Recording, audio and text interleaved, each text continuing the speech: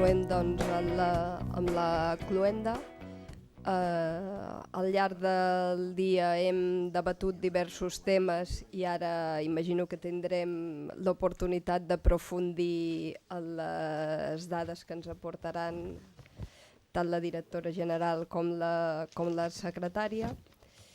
I començarem amb la directora general de Política Lingüística, Esther Franquesa. Bon vespre a tothom.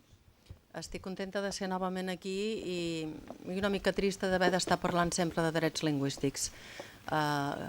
Diguem-ne que ens comencem a cansar des d'un punt de vista de país, d'haver de parlar i parlar i parlar de drets lingüístics i que evidentment tenim una feina que les institucions i les entitats fem i també els ciutadans fan per assumir, per utilitzar la llengua del país, però també hi ha un element molt clar que persisteix, que és la raó per la qual els drets lingüístics no els podem exercir en plenitud aquí a Catalunya, i no només a Catalunya, sinó a tot el territori de parla catalana, i per això diguem-ne que estic doblement o contràriament contenta i feliç. Contenta de ser per segona vegada en aquesta edició de la Jornada de Drets Lingüístics, present i futur.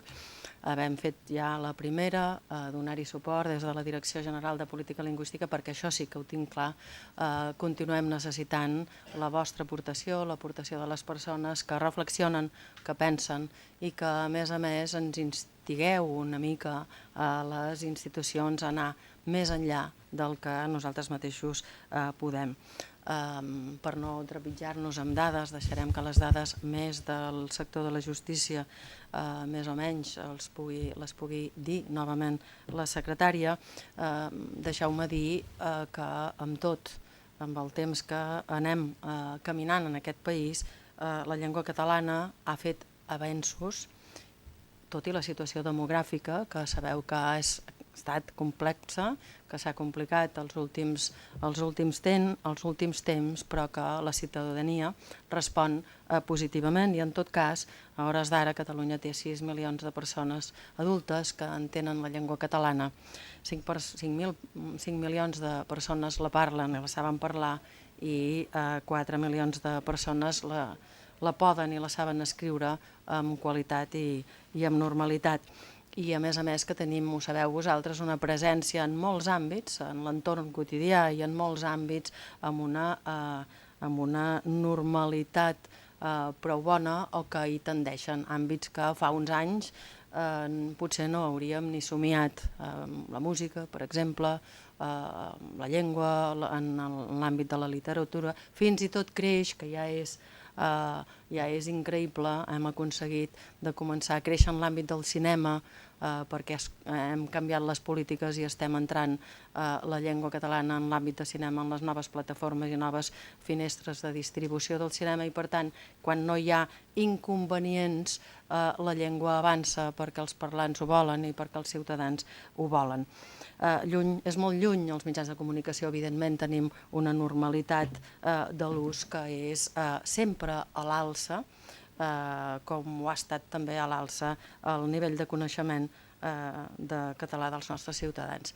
Molt lluny, evidentment, del que ocorre en el sector que jo crec que és el menys permeable a la llengua, com és el cas de la justícia, que és el que barra l'accés a poder dir que tenim la normalitat de l'exercici en l'opció lingüística i, per tant, garantits els drets lingüístics dels nostres ciutadans. Evidentment, doncs, les dades són, quan les mires, quan les veus, no he vist encara les dades d'aquest estudi nou que ha fet ara plataforma amb els notaris, però els puc imaginar, tenim molt de marge per recórrer, especialment si tenim en compte que el que tenim són molts professionals.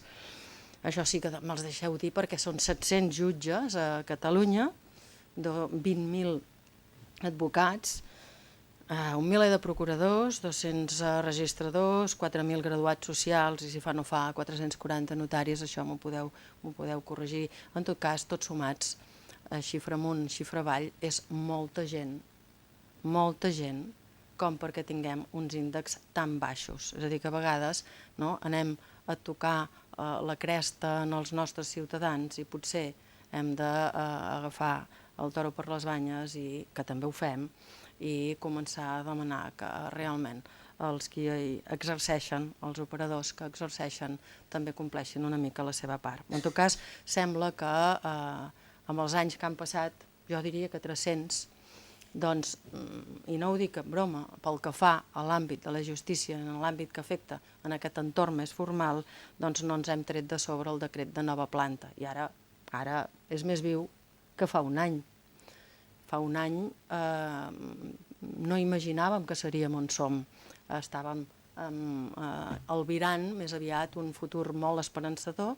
Ara també li tenim, el futur esperançador, perquè no hi ha marxa enrere, però sí que és veritat que tornem a tenir un panorama molt proper al que imaginàvem que va ser el decret i el que ha implicat també en el nostre govern i amb els nostres governants i amb les nostres institucions. Per tant, allò que va passar fa 300 anys encara és prou viu i encara pesa molt i va deixar una mena de por, una mena d'inèrcia que en l'àmbit de l'administració pública, especialment la que no correspon a la Generalitat de Catalunya, doncs aquesta mena de llosa pesant continua vitjant en direcció cap avall. Jo crec que seria evidentment normal exigir el coneixement en l'administració de la justícia i en tots els operadors jurídics. Això seria tan normal com reconèixer que l'oficialitat és plena. Ja no demanem tant com un estat, que també el demanem, sinó que demanem propi, evidentment, i per tant favorable, però demanàvem i hem estat demanant una cosa tan natural com que les persones que exerceixen a l'administració de Catalunya siguin de la pròpia o sigui de l'administració de l'Estat, simplement coneguin la llengua perquè se'ls exigeix que coneixen aquesta llengua i per tant la respecten com a llengua oficial que és, perquè tenim una situació, ho sabeu vosaltres més bé que jo, de doble oficialitat i no pas d'una oficialitat que és de veritat i una altra que és una mica de secundària o de segona fila. Per tant, el problema el continuem tenint allà mateix i jo crec que fins que no tombem aquest inconvenient polític i d'administració, fins que no tombem, per tant, aquest element que permet que exigim l'oficialitat amb totes les de la llei. Mentrestant, hem de continuar treballant, això és el que fem des del govern de la Generalitat, hem de continuar treballant des de les institucions, ho fem també en el lloc on ens correspon i en relació, per exemple, doncs ara esmentàveu al final, amb Europa i el Consell d'Europa.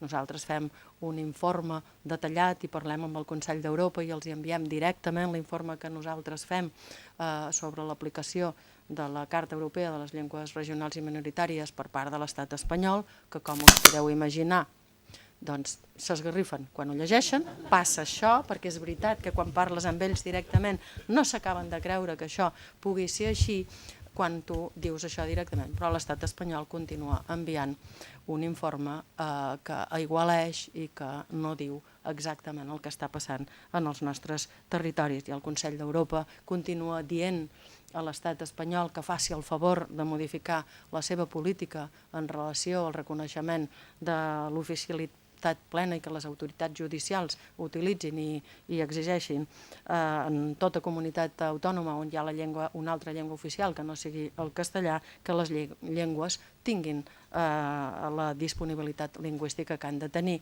I l'estat espanyol contesta, ho acaba de fer fa molt poquet, davant d'una increpació, podríem dir, per part del Consell d'Europa, que li està dient faci el favor de posar el català com a requeriment en l'àmbit judicial, contesta, ja saben castellà, no m'ho invento, simplement contesta, no crea conflicte perquè tothom en aquestes comunitats sap castellà, per tant no causa problema. O sigui, són capaços de respondre així i això, ho sap en Joan Ramon, que treballa directament en aquest àmbit responent a això, que ens esgarrifem perquè quan llegim el que responen amb total impunitat, la veritat és que ens sorpreníem abans, després del que estem veient que passa amb els jutges actualment, això ja ho trobem de pa sucat amb oli. Simplement és natural i respon a la manera que estan actuant en general. Per tant, aquest reducte aïllat de l'administració de justícia que impedeix que els ciutadans exerceixin de ple dret l'ús de la llengua que triïn, i si trien la llengua catalana que ho puguin fer amb ple dret a tot arreu, doncs té aquest fre que no podem trencar directament només amb sensibilització, només amb dades, només amb formació, només amb convenciment, que també ho fem i que continuarem fent-ho segur mentre tinguem aquest entorn administratiu i aquest entorn polític. Jo crec que totes les polítiques democràtiques adopten unes posicions en relació a les llengües que són seves, que són obertes a l'ús de la llengua lliurement, i per tant fins que no tinguem una situació plenament democràtica segurament no podrem canviar i haurem de continuar treballant i haurem de continuar batallant i haurem de continuar fent que la reflexió que vosaltres feu i les polítiques que fem simplement contraposin el que no hauríem de viure de cap de les maneres, perquè si un estat és favorable, l'organització legislativa, l'organització administrativa, l'organització judicial ja permetria no haver de parlar de drets lingüístics, sinó de casos concrets i anecdòtics que passarien si tot fos normal. Per tant, hem de continuar en aquesta situació fins que sigui necessari, perquè ja hem trobat una posició diferent i positiva per a tots els ciutadans. Nosaltres vam fer una campanya que dèiem en català també és de llei. Continuem, evidentment, pensant que en català també és de llei, sobretot pensem que tots els ciutadans han de poder tenir l'opció de poder triar la llengua que vulguin. No he pogut sentir el debat i tot el que heu estat explicant i reflexionant en la part anterior, per tant, cloure una jornada sense saber exactament què és el que heu fet, doncs té aquest impediment. Jo us convido que em feu arribar a mi com a directora general de Política Lingüística les propostes que hàgiu pogut dir. He sentit l'última, la de l'aranès, que també mirarem d'empènyer i de donar-hi suport des de la Direcció General, que com sabeu impulsa la llengua catalana i també la llengua aranesa. Deixeu-me dir una cosa en relació a la llengua aranesa, la llengua occitana, en la variant aranesa, pel que fa a aquest canvi que hi ha hagut del preferent, hem de pronunciar-nos-hi en contra, evidentment, com també ho vam fer en relació al fet de no poder dir que el català és la llengua preferent, però no canviarem cap política en relació a la llengua catalana ni tampoc a la llengua aranesa, a la llengua occitana, perdoneu, perquè continua sent la llengua d'ús normal pel fet que és la pròpia. I això, que ens hagin tombat el preferent ara amb l'aranès, ja ho vam fer amb el català, però no canvia cap política. Això és important que nosaltres ho diguem, és important que ho fem saber, és important, evidentment, que ho utilitzem des del punt de vista de la comunicació, perquè no haurien d'impedir que nosaltres diguem que és la llengua preferent, però insisteixo, això no suposa cap canvi amb cap legislació de la que tenim nosaltres vigent, ni amb l'Estatut, ni amb les lleis de política lingüística, ni la llei de l'occità. Per tant, no cal que canviem cap política. Continuarà sent la normal i, per tant, hem d'apostar perquè sigui la normal i si és la llengua normal, encara que no en diguem que és la preferent, ho ha de continuar sent. I això a mi m'agrada de dir-ho perquè a vegades la gent s'espanta. I això, si la llengua no té la posició que té, és perquè no hem trobat la manera d'aconseguir-ho en molts àmbits. Però pel que fa a la legislació, pel que fa a la normativa, pel que fa a la política que hem de fer al Consell General de l'Aran, en el cas d'Aran, i al Govern de la Generalitat, el fet que ens hagin tombat el preferent no implica cap canvi, no ha d'implicar cap canvi, si no és psicològic en algun cas concret en algun àmbit detallat. Però les polítiques no han de canviar i això jo crec que és important que ho diguem també i que ho diguem ben alt i que fem que exercim com correspon tant al Consell General de l'Aran com a la Generalitat també en relació a l'occità aquesta política amb naturalitat i normalitat. Confiem que puguem ser un país normal, ple, perquè aleshores també ho serà la llengua del país, les llengües normals del país, i treballem perquè ho aconseguim més aviat del que en aquests moments sembla que tinguem al cap. Per tant, continuem endavant i quan tinguem govern tornarem a reforçar les nostres polítiques i en tot cas no afluixarem mai en relació a la llengua mentre tinguem entitats i entitats de tots els àmbits de foment de la llengua i dels sectors diversos per assegurar que els nostres ciutadans, perquè aquesta és la finalitat, els nostres ciutadans poden triar la llengua que volen i sobretot poden triar la llengua que és pròpia del país. Gràcies.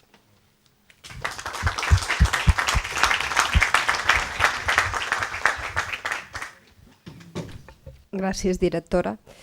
Una de les dades que s'ha estrella, diguéssim, que s'ha anat comentant al llarg de tota la jornada és el nombre de sentències emeses en català el passat 2017, que ha baixat en dues dècimes respecte a l'any anterior, que podríem parlar d'un estancament dels últims 3 anys, tot i que algú ha fet notar que aquesta xifra no inclou les sentències dels jutjats de pau. Per tant, potser la xifra variaria, no sé si l'estudi ho inclou en algun lloc. I una altra dada que també s'ha comentat és la formació que es fa des del Departament de Justícia i també la que es fa conjuntament amb el Departament de Cultura per tal de formar els professionals. Per tant, si la Patrícia Gomà, secretària de Relacions amb l'Administració de Justícia, quan vulguis. Doncs molt bona tarda, moltes gràcies. Agrair la possibilitat de ser avui aquí i que ens dongueu aquesta oportunitat des del Departament de Justícia, tot i que hi ha hagut una taula sectorial i segur que heu valorat i analitzat aquestes demolidores dades que tenim quan parlem de l'ús del català en l'administració de justícia, però us agraeixo especialment la possibilitat de participar en el tancament de les jornades i poder donar una nota de quin és el capteniment en aquests moments del Departament i del Govern de la Generalitat en relació a una qüestió que, com deia la directora, se'ns fa molt cansat, no? Parlar de drets lingüístics. Doncs en l'àmbit de l'Administració de Justícia, com a secretària de Relacions, és molt frustrant, molt decebedor, perquè sembla que no puguem sortir d'aquest cercle viciós tan enverinat i tan complex. En tot cas, heu analitzat ja les dades, però el que sí que us volia dir és que la diferència, aquest descens de les dades del 2016 en relació a les del 2017 és petit, però que en tot cas la conclusió és aquesta, no? Que es cronifica, que d'alguna manera el que sí que es consolida és aquest ús tan residual del català en l'administració de justícia. Ara tot just feia més o menys 6 mesos, mig any, que havia pogut participar de la primera jornada i en aquell moment avaluàvem el tancament de l'any 2016. Dèiem que les sentències dictades en català l'any 2016 havien estat d'un 8,4%. Bé, ara que ja hem tancat l'informe i l'estudi de l'any 2017, doncs ara veiem que les sentències són d'un 8,2%. Per tant, sí que hi ha aquest petit descens, però que al final aquí crec que ens hem de quedar amb el percentatge del 8%, que és el que és colpidor, o el que encara és més colpidor, que el conseller Mundó d'alguna manera sempre ho traslladava d'aquesta manera. El realment colpidor és que el nombre de sentències que es dicten en llengua castellana a Catalunya és d'un 92%, i aquesta xifra sí que resulta molt, molt colpidora. Bé, què ha passat que hi ha hagut aquest petit retrocés? Com passa en l'administració de justícia, hi ha força mobilitat dels jutges i magistrats. Aquestes dades es refereixen a sentències, per tant, directament imputables a aquesta mobilitat de jutges i magistrats. En partits judicials o en demarcacions judicials més petites, un petit moviment dels jutges o magistrats d'aquella demarcació doncs fa que l'estadística tingui aquest impacte enorme. A les Terres de l'Ebre, doncs, si hi ha un moviment d'un jutge que dictava sentències en català, només que un d'aquests jutges en un concurs doncs, es mogui i marxi fora del territori català, o ni que es mogui cap a Barcelona, que costa molt, no?, d'omplir el gruix de l'estadística molt més, doncs allí ja hi ha una davallada molt important. I aquest efecte ha estat bàsicament en la demarcació de Lleida. En Lleida és on hi ha hagut la gran davallada que en general fa doncs, aquest descens general. I aquesta davallada de Lleida es deu doncs, bàsicament a que ens han marxat per concurs, s'han mogut un parell de magistrats que dictaven sentències en català. I, per tant, aquest impacte d'aquests 2 punts de descens es deu o respon a aquesta situació. Però la conclusió és que la situació, diríem, és terrible. És terrible el 2016, és terrible el 2017 i és terrible que la tendència no sembla que millori. I a més, amb tota sinceritat, i això em sembla que ja ho havíem comentat en la jornada del desembre, el 2015 es va accentuar una davallada molt més important. No és que en aquell moment hi hagués una davallada molt més important en relació als anys anteriors, és que hem avançat molt més tecnològicament per fer aquest control estadístic d'alguna manera amb més fiabilitat des del Departament de Justícia i, per tant, les dades ara són molt més fiables. No és que abans anéssim molt bé i hem baixat, és que segurament sempre hem anat igual de malament.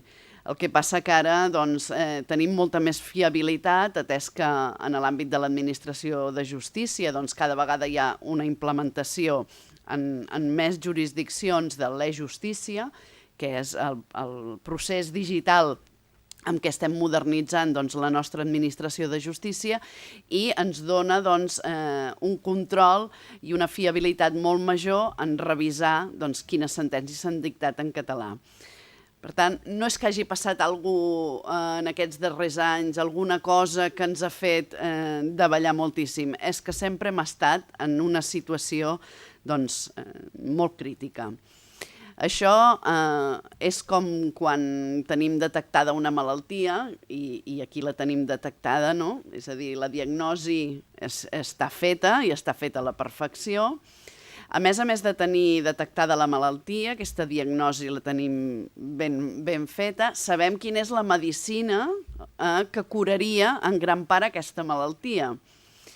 I aquesta medicina que curaria en gran part aquesta malaltia no ens la deixen aplicar, no ens deixen curar el malalt.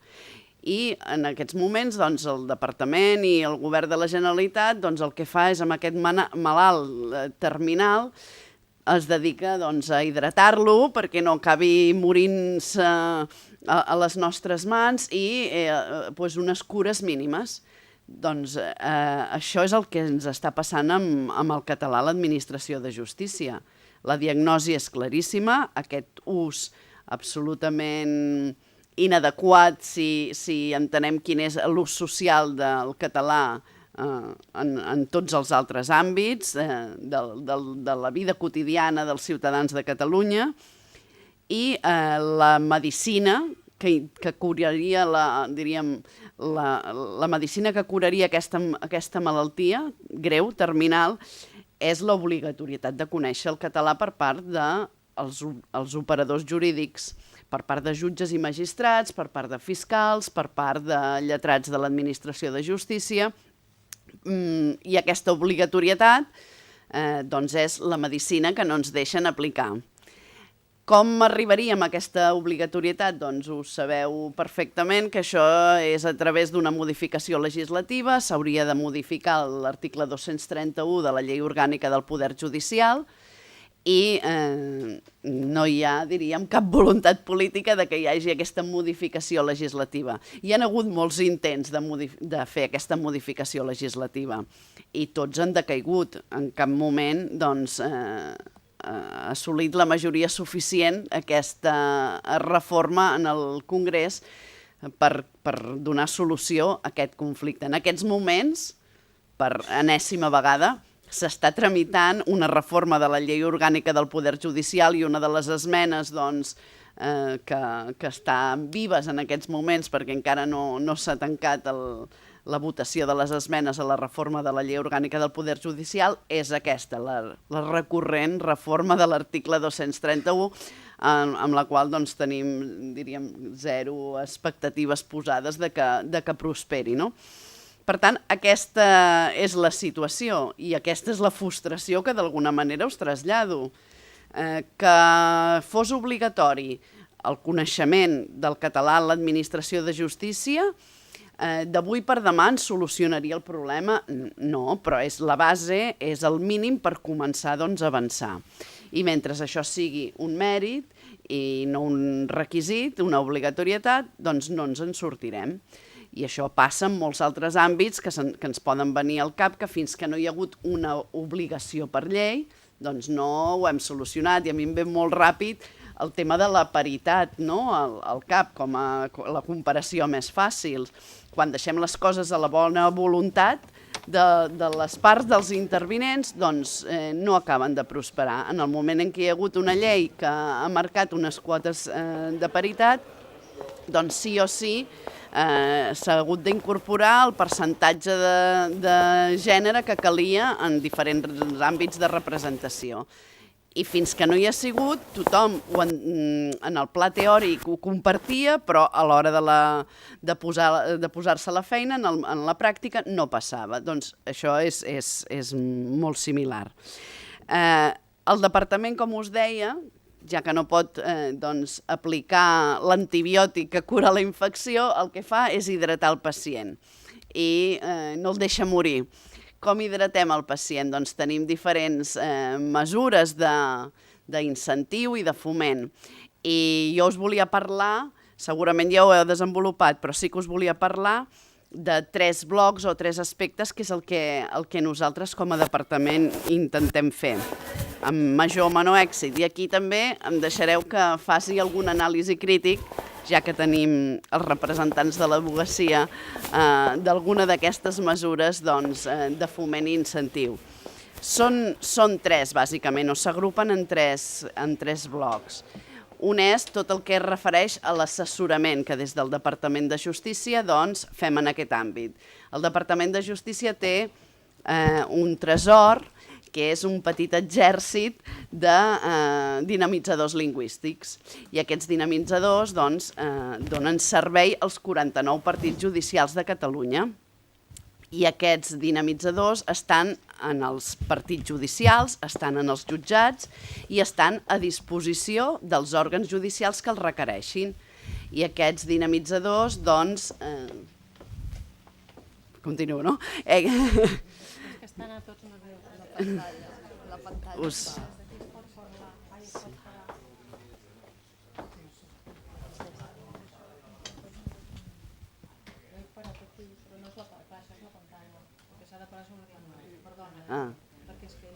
Sí, esteu marejats una mica aquí darrere. El canó, no podem apagar el canó?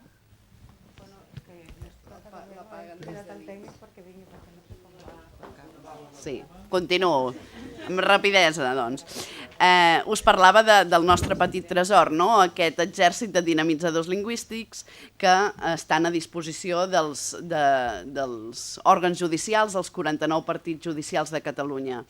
Han atès al llarg d'aquest any 2017 milers de consultes, han assessorat a milers d'usuaris de l'administració de justícia que els han requerit, fan traduccions,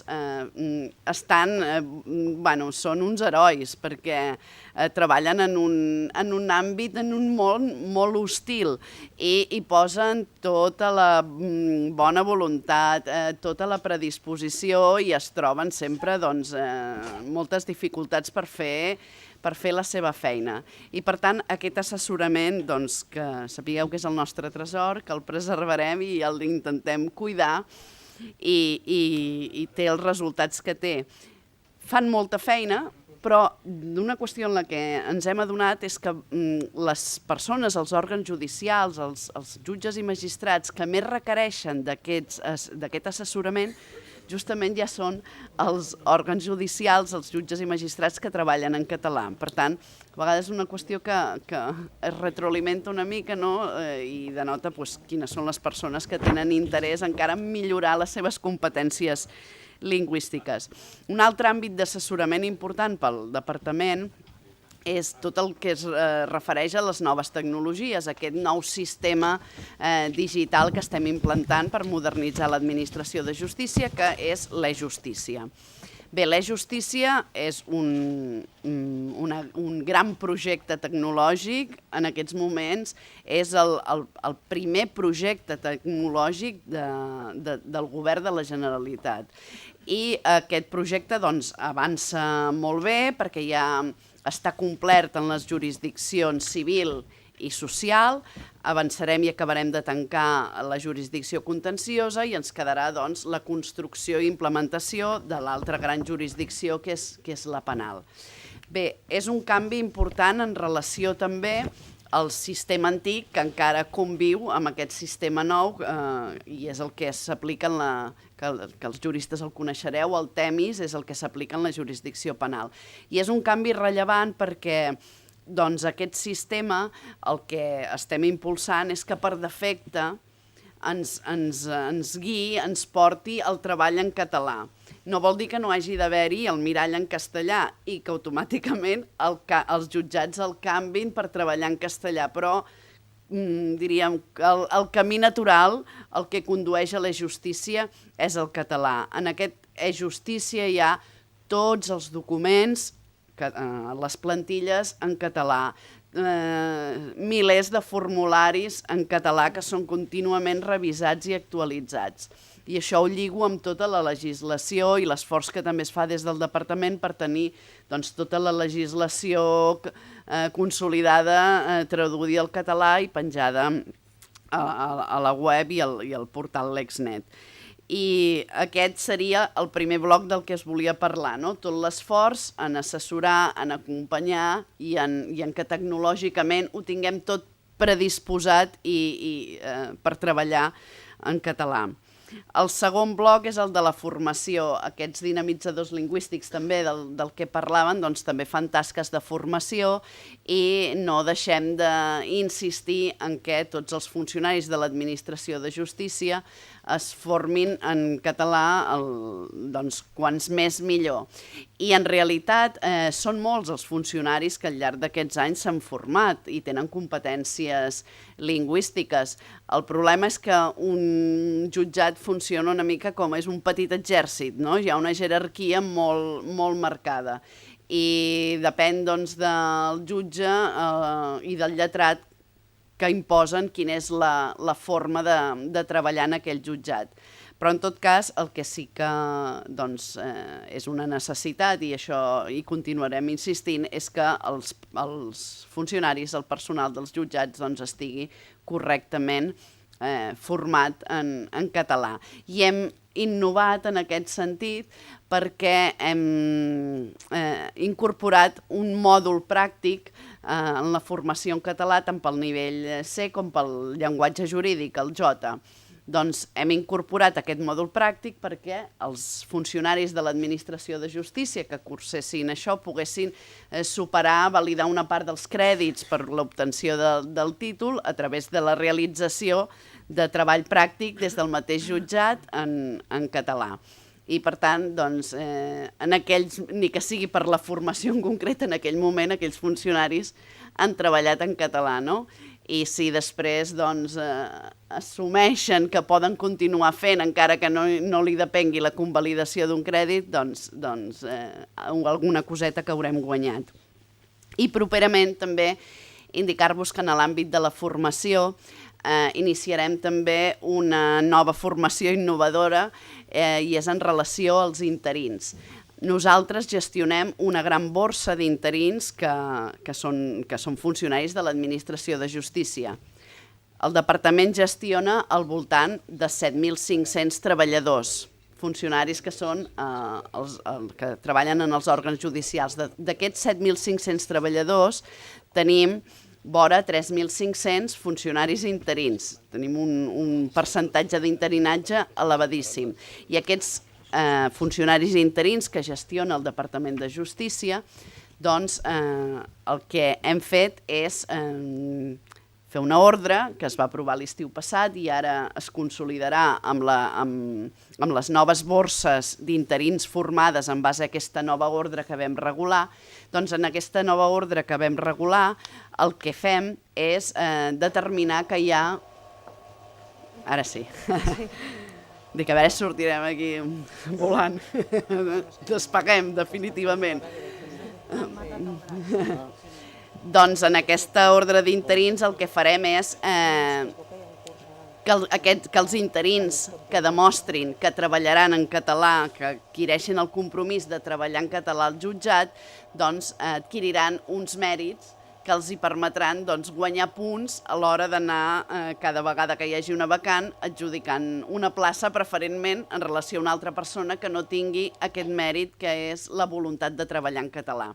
Com que això no podia ser una simple declaració d'intencions i quedar amb res més, hem articulat com es fa el seguiment d'aquesta voluntarietat. I per tant, dins d'aquest àmbit de formació, al setembre també arrencarem el seguiment dels treballs que han d'acreditar realitzar, que faran els interins en català si volen que en el futur els hi compti aquest mèrit.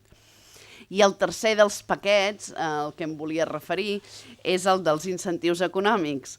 I en els incentius econòmics també hem innovat aquest any 2017. Hem de pensar molt de com innovem per poder fomentar el català.